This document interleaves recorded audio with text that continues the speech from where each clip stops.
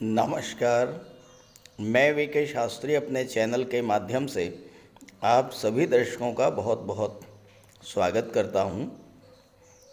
आज का ये वीडियो मकर राशि के जातकों के लिए बहुत ही महत्वपूर्ण होने जा रहा है, क्योंकि आज के इस वीडियो में हम बात करेंगे आने वाले 3 महीनों अप्रैल, मई, जून 2024 में कौन कौन से कालखंड ऐसे होंगे जब आपको धन लाभ का प्रबल योग बनेगा, आर्थिक स्थिति मजबूत होगी, नौकरी, व्यापार, विदेश गमन के लिए कौन सा कालखंड बेहद अनुकूल रहेगा, किस कालखंड में विवाह, संतान के योग बनेंगे, प्रेम संबंधों में प्रगाढ़ता आएगी, दाम्पत्य जीवन में खुशियां बढ़ेंगी और किस कालखंड में संबंधों को बचाकर रखने के लिए विशेष सावधानी बरतनी होगी।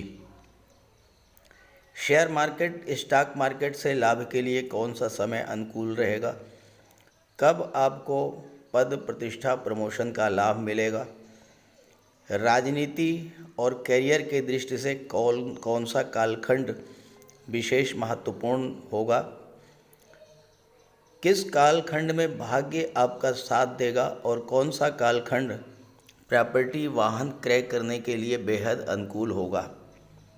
साथ ही साथ इस बात पर भी चर्चा करेंगे कि किस कालखंड में आपको अपने स्वास्थ्य, सामाजिक प्रतिष्ठा और लव रिलेशंस को लेकर बेहद सावधान रहना पड़ेगा। ज्योतिष शास्त्र का ये सिद्धांत है कि जब अच्छा समय आए, ग्रहों का गोचर वांछित परिणाम देने में सक्षम हो, तो उस अवसर का पूरा लाभ उठाना चाहिए, और जब ग्रहों का गोचर प्रतिकूल हो तो शांत बैठकर उपायों के द्वारा अपनी रक्षा करनी चाहिए और खराब समय को बेहद सावधानी के साथ शांतिपूर्वक बिताना चाहिए। इसी उद्देश्य से ये वीडियो अपलोड कर रहा हूँ, ताकि आने वाले अप्रैल, मई, जून का आप ज़्यादा से ज़्यादा लाभ लेकर अपने अधूरे कार्यों को पूरा करें, अपनी इच्छाओं, अपने सपनों को पूरा करें और जीवन में इच्छित लाभ को प्राप्त करें। ये विश्लेषण आपकी चंद्र राशि के आधार पर किया जा रहा है, यानी चंद्रमा आपकी जन्म कुंडली में जिस राशि में है वही आपकी चंद्र राशि होगी और उसी के आधार पर आपको इस वीडियो को समझना है। आप अपनी जन्म कुंडली देखिए। आपकी जन्म कुंडली में जहाँ पर चंद्रमा गोचर कर रहे हैं वहाँ पर अगर 10 लिखा हुआ है तो वो आपकी मकर राशि होगी, और तब आपको इस वीडियो को देखना है और समझना है। तो ये है मकर राशि के जातकों की कुंडली। आपके लग्न के स्वामी शनिदेव हैं और शनिदेव का गोचर कुंडली के लाभ के भाव में है, और यहाँ पर शनि के साथ मंगल भी गोचर कर रहे हैं। राहु का गोचर पराक्रम भाव में है और राहु के साथ शुक्र का भी गोचर है।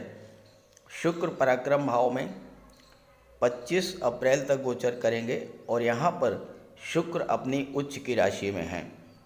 बुध 9 अप्रैल से पराक्रम भाव में आएंगे। राहु, शुक्र, बुध का त्रिग्रही योग आपकी कुंडली के तीसरे भाव में बनेगा। देवगुरु बृहस्पति चौथे भाव में मेष राशि में गोचर कर रहे हैं और देवगुरु 1 मई को राशि परिवर्तन करके पंचम भाव में आ जाएंगे। सूर्य 13 अप्रैल को चौथे भाव में आएंगे और अपनी उच्च की राशि मेष राशि में गोचर करेंगे। केतु भाग्य के भाव में गोचर कर रहे हैं। ये तो हैं ग्रह स्थितियाँ। अब राहु, गुरु और केतु तो यथा स्थिति में रहेंगे।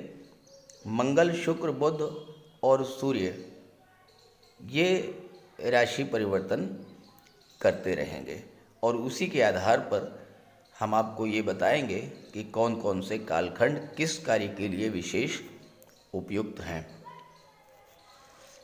आगे बढ़ने से पहले एक संक्षिप्त चर्चा इस बात पर करेंगे कि पिछले 3 महीनों जनवरी, फरवरी, मार्च में आपके जीवन में किस तरह की समस्याएं आईं और इन समस्याओं का कारण क्या था।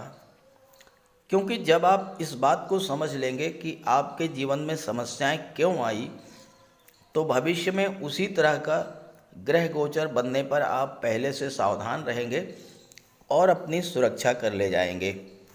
साथ ही साथ जो मैं आपको बताने जा रहा हूँ, अगर वैसा ही आपके साथ घटित हुआ हो तो कमेंट करके ज़रूर बताइएगा, ताकि आपके साथियों मित्रों को भी आपके अनुभव का लाभ मिल सके। किसी भी जातक के जीवन में सर्वाधिक महत्व लग्न के स्वामी का और भाग्य के स्वामी का होता है। राशि के स्वामी और भाग्य के स्वामी अगर पीड़ित हो जाएं, तो जातक के जीवन में समस्याओं का अंबार लग जाता है। और आपके साथ यही हुआ। 12 फरवरी से लेकर के और 18 मार्च तक आपके राशि के स्वामी शनिदेव अस्त हो गए। शनि कालपुरुष कुंडली में कर्म के कारक होते हैं, लाभ के कारक होते हैं, और शनि जैसा ग्रह अस्त हो जाए तो सबसे ज़्यादा प्रभाव हमारे कामकाज, कारोबार, रोजगार, व्यापार और आर्थिक स्थिति पर पड़ता है। 36 दिन शनि के अस्त होने का नकारात्मक प्रभाव ये पड़ा कि काम कारोबार की गति धीमी हो गई। कोई नया कारोबार शुरू किया तो वो आगे नहीं बढ़ पाया। रोजगार व्यापार में मंदी के कारण आपकी आर्थिक स्थिति खराब होती चली गई। सबसे ज़्यादा कष्ट तो उन्हें हुआ होगा जिनके जीवन में शनि की 7.5 या ढैया गतिमान थी, या जिनकी जन्म कुंडली में शनि खराब थे। हालात ये बने होंगे कि आप काम करने के इच्छुक थे, लेकिन आपको काम नहीं मिला होगा और आपको एक एक पैसे के लिए परेशान होना पड़ा होगा। हो सकता है आपको कर्ज भी लेना पड़ा हो। शनि के अस्त होने के कारण स्वास्थ्य संबंधी समस्याएं भी आपके जीवन में आईं, क्योंकि शनि आपके लग्न के स्वामी हैं और लग्न से आपके स्वास्थ्य का विचार किया जाता है। आर्थराइटिस, जोड़ों में दर्द, थकान, आलस्य, काम में मन न लगना, काम को टालने की प्रवृत्ति का बढ़ते जाना, आर्थिक संकट, ये सब समस्याएं आपके साथ हुई होंगी। कारोबार में मंदी, खराब स्वास्थ्य, आपके अपनों का आपसे दूर होते जाना और आर्थिक स्थिति का बहुत ही ज़्यादा खराब हो जाना, इसके कारण इतना अधिक मानसिक तनाव, चिंता, हताशा, निराशा की स्थिति बनी होगी कि आप डिप्रेशन की स्थिति में आ गए होंगे। कमेंट करके बताइएगा। आपके भाग्य के स्वामी हैं युवराज बुध, और बुध का गोचर 7 मार्च से लेकर के और 26 मार्च तक अपनी नीच की राशि मीन राशि में था। बुध बुद्धि, व्यापार, निर्णय क्षमता, सामाजिक संबंध, मैनेजमेंट, संचार माध्यमों और वाणी को प्रभावित करते हैं। नीचस्थ बुध के कारण और राहु के साथ होने के कारण व्यापार, नौकरी, कैरियर, परिवार, शिक्षा और धन को लेकर आप कोई सही निर्णय नहीं ले पाए। राहु के साथ नीच के बुध होने के कारण हो सकता है इस दौरान व्यापार में आपके पार्टनर के द्वारा आपके साथ धोखाधड़ी, चीटिंग भी की गई हो, आपको धन हानि की स्थिति से गुजरना पड़ा हो। नीच के बुध के कारण स्किन डिजीज, नर्वस सिस्टम में प्रॉब्लम, टाइफाइड, निमोनिया, फेफड़ों की समस्या, सांस संबंधी रोगों ने आपको परेशान किया होगा। सूर्य का गोचर 13 फरवरी को कुंभ राशि में हुआ और यहाँ पर सूर्य शनि की युति बनी 13 फरवरी से लेकर के और 14 मार्च तक। इस गोचर काल में दो प्रबल शत्रु ग्रह सूर्य और शनि एक साथ गोचर कर रहे थे। सूर्य का गोचर न केवल शत्रु राशि में था वरन प्रबल शत्रु के साथ गोचर कर रहे थे, तो सूर्य भी पीड़ित हुए और शनि भी पीड़ित हुए। शनि के अस्त होने और पीड़ित होने का प्रभाव तो आप समझ चुके हैं। सूर्य क्या है? सूर्य है ग्रहों के राजा, हमारा आत्मबल, आत्मविश्वास। सूर्य शासन प्रशासन, राजनीति, उच्च सरकारी पदों और पिता के कारक होते हैं। सूर्य मान सम्मान, पद प्रतिष्ठा के कारक होते हैं। सूर्य के पीड़ित होने के कारण आपके पिता को कष्ट मिला होगा या फिर पिता से, बॉस से, सीनियर से आपके संबंध खराब हुए होंगे। राजनीति में उठापटक की स्थिति बनी होगी। आपको शासन प्रशासन, गवर्नमेंट सिस्टम का सहयोग नहीं मिला होगा। बहुत से काम जो सरकारी अधिकारियों के सहयोग से बनने थे उनमें बाधा आई होगी। हो सकता है आपको गवर्नमेंट से पैसा मिलना था वो ना मिल पाया हो। सूर्य के पीड़ित होने के कारण जो जातक ओल्ड एज के थे, heart problem, angina pain, blood pressure, migraine, सरदर्द से पीड़ित थे, उनको विशेष समस्या हुई होगी। कमेंट करके बताइएगा अगर आपके साथ ऐसा हुआ हो। अब आइए समझते हैं किन किन कालखंडों में आपको विशेष लाभ मिलने जा रहा है। सबसे पहले बात करते हैं धन प्राप्ति का विशेष योग कब कब बनेगा। तो मैं आपको बता दूं कि 25 अप्रैल तक धन प्राप्ति का ज़बरदस्त योग बनेगा। देखिए, वैसे तो आपकी कुंडली में धन त्रिकोण में शनि मंगल का गोचर है। कुंडली का दूसरा भाव, छठा भाव और 10वां भाव जो होता है ये धन त्रिकोण कहलाता है। इनमें गोचर करने वाले ग्रह या इनके स्वामी आपको धन प्रदान करते हैं। अब दशम के स्वामी हैं शुक्र, तो शुक्र भी आपको धन प्रदान करेंगे। धन के भाव में शनि मंगल का गोचर है और छठे भाव के स्वामी बुध हैं, बुध भी आपको धन प्रदान करेंगे। 25 अप्रैल तक विशेष योग क्यों बनेगा? पहली बात तो ये है कि मंगल 23 अप्रैल तक धन के भाव में रहेंगे और मंगल आपकी कुंडली में लाभ के भाव के स्वामी हैं, तो महाधनी योग बना रहे हैं। मंगल इस समय आपको हर तरह से धन प्रदान करेंगे। चूँकि मंगल की दृष्टि पंचम भाव पर पड़ रही है, तो अष्टम भाव पर पड़ रही है, तो मंगल आपको गुप्त धन की भी प्राप्ति करा देंगे। 25 अप्रैल तक कोई ऐसा पैसा आपको मिल सकता है जो कि डूबा हुआ धन है, कहीं पर आपका पैसा रुका हुआ है, इस तरह का धन आपको प्राप्त हो सकता है। धन के प्रबल कारक हैं शुक्र, और शुक्र जो हैं वो 25 अप्रैल तक अपनी उच्च की राशि में रहेंगे, पराक्रम के भाव में राहु के साथ, और 9 अप्रैल को यहाँ पर बुध भी आ जाएंगे। तो राहु, शुक्र और बुध का त्रिग्रही योग बनेगा आपकी कुंडली के तीसरे भाव में और दृष्टि पड़ेगी भाग्य के भाव पर। तो इस समय आपको भाग्य का पूरा पूरा साथ मिलेगा। शुक्र दशम भाव के स्वामी हैं, शुक्र पंचम भाव के स्वामी हैं।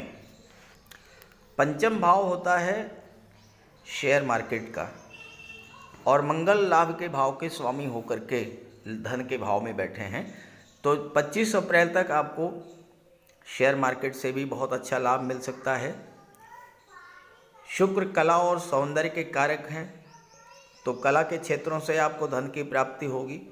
और सबसे महत्वपूर्ण बात यह है कि यहाँ पर राहु और शुक्र की युति तीसरे भाव में बन रही है, और राहु जो हैं वो छाया ग्रह हैं, फोटो रिलेटेड एरियाज़ को शो करते हैं। तो जो लोग film industry, TV serial, modelling के क्षेत्र से जुड़े हुए हैं, जो लोग कला के क्षेत्र से जुड़े हुए हैं, सोशल मीडिया के क्षेत्र से जुड़े हैं, ग्लैमर इंडस्ट्री से जुड़े हैं, ऐसे जातकों को 25 अप्रैल तक धन प्राप्ति का विशेष योग बनेगा। राहु, शुक्र, बुध, मंगल, शनि, ये पांचों ग्रह आपकी तिजोरी को भरेंगे। इसी दौरान मंगल चौथे भाव के स्वामी हैं, शनि की दृष्टि चौथे भाव पर पड़ रही है, और मंगल लाभ के भाव के स्वामी हैं। तो 25 अप्रैल तक भूमि, भवन, प्रॉपर्टी खरीदने का भी विशेष योग बनेगा। 23 अप्रैल तक मंगल रहेंगे धन के भाव में, लाभ के स्वामी होकर के, और चौथे भाव के स्वामी हैं जो कि भूमि, भवन, प्रॉपर्टी का होता है। तो इस समय आप अपना धन भूमि, भवन, प्रॉपर्टी में निवेश कर सकते हैं। प्रॉपर्टी का कोई अच्छा सौदा आपको मिलेगा इस समय, और प्रॉपर्टी का लाभ आपको मिलेगा। इसके बाद दूसरा जो कालखंड है वो है 19/5 से लेकर के और 12 अप्रैल तक। 19 मई से 12 अप्रैल तक शुक्र का गोचर पंचम भाव में होगा। यहाँ पर गुरु के साथ शुक्र की युति बनेगी। गुरु भी धन के कारक हैं, शुक्र भी धन के कारक हैं, और दोनों की दृष्टि पड़ेगी लाभ के भाव पर। तो इस समय आपको धन का लाभ होगा, आपकी इनकम में वृद्धि होगी, आय के नए नए साधन बनेंगे। शुक्र आपकी कुंडली के दशम भाव के स्वामी हैं, तो कैरियर ग्रोथ भी देखने को मिलेगी। आपको अपने व्यापार, व्यवसाय, कारोबार से इस समय आपको धन की प्राप्ति होगी। कला के क्षेत्रों से धन की प्राप्ति होगी। शेयर मार्केट से धन प्राप्ति का विशेष योग बनेगा। और इसके अलावा शुक्र और गुरु की युति जब पंचम भाव में बनेगी 19 मई से लेकर के 12 जून के बीच, ये जो गोचर काल है ये संतान प्राप्ति के लिए और विवाह के लिए भी बहुत बड़ा योग बनेगा। 19/5 से 12 जून के बीच आप चूँकि शुक्र पंचम में गोचर करेंगे, लव रिलेशंस आपके बहुत स्ट्रांग होंगे, मैरिज में कन्वर्ट होंगे, नए रिलेशंस बनेंगे, और साथ ही साथ गुरु संतान के कारक होते हैं। आपको संतान की तरफ से भी कोई अच्छी खबर मिलेगी। साथ ही साथ छात्रों के लिए भी ये समय बहुत अच्छा रहेगा। जहाँ तक गुरु की बात है, गुरु 30 अप्रैल तक चौथे भाव में, और उसके बाद गुरु 5वें भाव में आ जाएंगे। प्रॉपर्टी के लिए मंगल 1 जून को मेष राशि में आ जाएंगे, और ये समय भी विशेष योग बनेगा प्रॉपर्टी का, चूँकि मंगल अपनी ही राशि में होंगे, केंद्र के भाव में होंगे, और 1 जून से लेकर के 12 जुलाई तक एक बार फिर से प्रॉपर्टी खरीदने का विशेष योग बनेगा आपकी कुंडली में। शिक्षा, प्रतियोगिता, नौकरी, पद प्रतिष्ठा, प्रमोशन, राजनीति, इनकी बात करें तो इनके कारक होते हैं सूर्य, गुरु और बुध। छात्रों के लिए सफलता प्राप्त करने का जो सबसे अच्छा योग बनेगा वो बनेगा 13 अप्रैल को। 13 अप्रैल से 14 मई के बीच सूर्य का गोचर अपनी राशि मेष राशि में होगा, और सूर्य गुरु की युति बनेगी कुंडली के चौथे भाव में। और सूर्य मेष राशि में उच्च के होते हैं। सूर्य अपनी उच्च की राशि में गोचर करेंगे 13 अप्रैल से 14 मई तक, और सूर्य की दृष्टि पड़ेगी कुंडली के 10वें भाव पर, और गुरु के साथ हैं। गुरु की दृष्टि भी 10वें भाव पर पड़ेगी 30 अप्रैल तक। ये समय छात्रों के लिए बहुत अच्छा होगा। जो लोग ऑलरेडी नौकरी में हैं उनके लिए ये समय प्रमोशन पाने का होगा। अगर आप प्रयास करेंगे 13 अप्रैल से 14 मई के दौरान तो आपको उच्च पद मिल सकता है, प्रमोशन मिल सकता है। जो लोग राजनीति में हैं उनके लिए भी ये समय बहुत अच्छा रहेगा। और छात्रों के लिए 14 मई के बाद एक विशेष योग बनेगा जून के महीने में, 15 जून से लेकर के और 16 जुलाई तक। अगर आपने एफर्ट किया इस समय तो इस समय आपको विशेष सफलता मिलेगी। और मैं यही कहूँगा कि अगर आप सरकारी नौकरी की तलाश में हैं, प्रयास कर रहे हैं, तो 15 जून से 16 जुलाई के दौरान विशेष प्रयास कीजिएगा, सफलता मिलेगी। क्यों मिलेगी? इसलिए कि सूर्य का गोचर मिथुन राशि में होगा, कुंडली के 6ठे भाव में। 6ठा भाव नौकरी का होता है, 6ठा भाव कॉम्पिटिशन्स का होता है। और 14 जून से 29 जून तक बुध भी आ जाएंगे।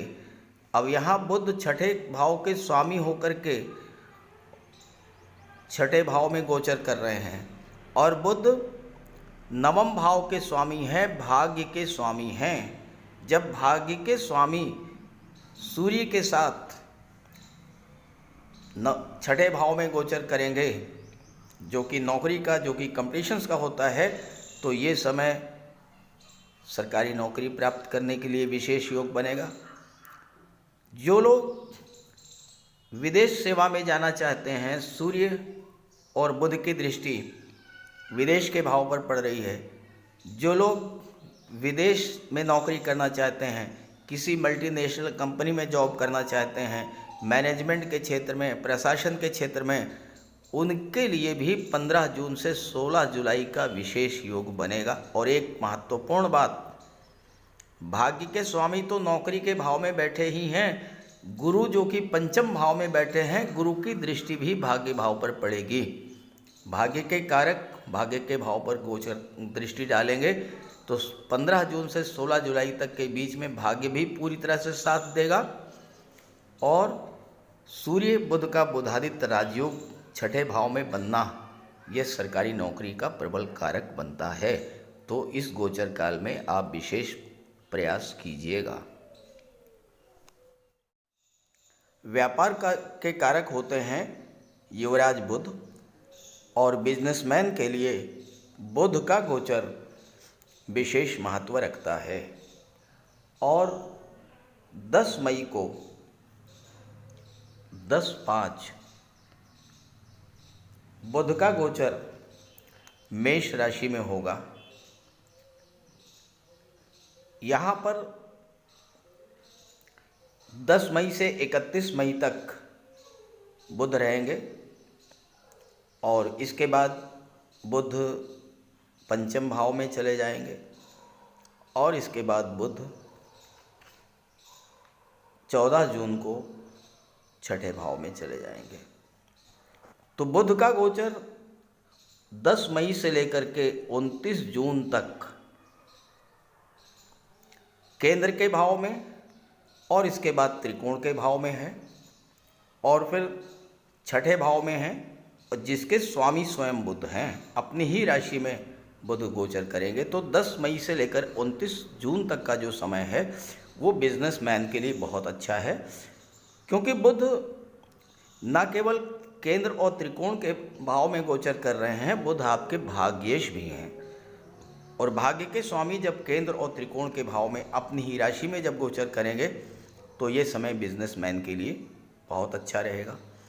10 मई से लेकर 29 जून, और ख़ास करके विदेशी व्यापार के लिए 14 जून से विशेष महत्व रखेगा। 14 जून को जब बुध छठे भाव में आएंगे, बुध की दृष्टि 12वें भाव पर, विदेश के भाव पर पड़ेगी, तो 14 जून से 29 जून का समय जो है ये विदेशी व्यापार के लिए विशेष उपयुक्त रहेगा।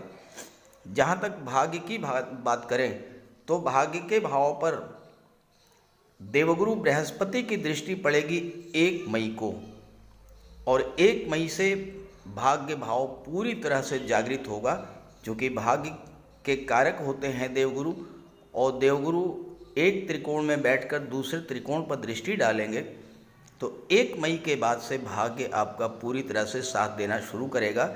हालांकि भाग्य भाव में केतु का गोचर है, केतु के कारण भाग्य में जो रुकावट आई वो 1 मई से दूर होगी, क्योंकि केतु पर गुरु का विशेष प्रभाव होता है। विदेश की बात हो गई, भाग्य की बात हो गई। अब बात करते हैं उस कालखंड के बारे में जब आपको विशेष सावधानी बरतनी होगी, और वो कालखंड है 23 अप्रैल से लेकर के और 1 जून। मंगल राशि परिवर्तन करेंगे, मंगल राशि परिवर्तन करके मीन राशि में आ जाएंगे, और यहाँ पर राहु मंगल का अंगारक योग बनेगा। अंगारक योग वो योग होता है जो हर चीज़ को जला करके राख कर देने वाला योग होता है। अगर आपने राहु और मंगल की एनर्जी को, राहु और मंगल की ऊर्जा को सही तरीके से उपयोग नहीं किया तो ये समय आपके लिए विशेष कष्टकारी हो सकता है। क्योंकि मंगल चौथे भाव के स्वामी हैं, प्रॉपर्टी को लेकर कोई विवाद हो सकता है, परिवार के लोगों के बीच तनाव की स्थिति बन सकती है। मंगल की दृष्टि चौथे भाव पर पड़ेगी, तो स्वास्थ्य को लेकर के भी आपको विशेष सावधान रहना पड़ेगा। मंगल की दृष्टि दशम भाव पर पड़ेगी, तो आपके बॉस, सीनियर्स के साथ आपका मतभेद हो सकता है, पिता के साथ तनाव की स्थिति बन सकती है। और चूंकि मंगल 11वें भाव के स्वामी हैं, तो आपके मित्रों से, आपके फ्रेंड सर्किल से भी आपके रिलेशंस खराब हो सकते हैं। इसलिए 23 अप्रैल से 1 जून तक आपको अपने वाणी पर, अपने व्यवहार पर विशेष ध्यान रखना होगा, और इसके अलावा वाहन चलाते समय भी आपको विशेष सावधानी बरतनी होगी। तो इस तरह से मैंने इस वीडियो में विशेष कालखंडों पर चर्चा की है इस गोचर का, और जो टाइम पीरियड मैंने बताया है इसका आप लाभ उठाइए, विशेष प्रयास कीजिएगा तो सफलता भी मिलेगी। तो ये वीडियो, ये जानकारी अपने साथियों, मित्रों को भी ज़रूर शेयर कीजिएगा। नमस्कार।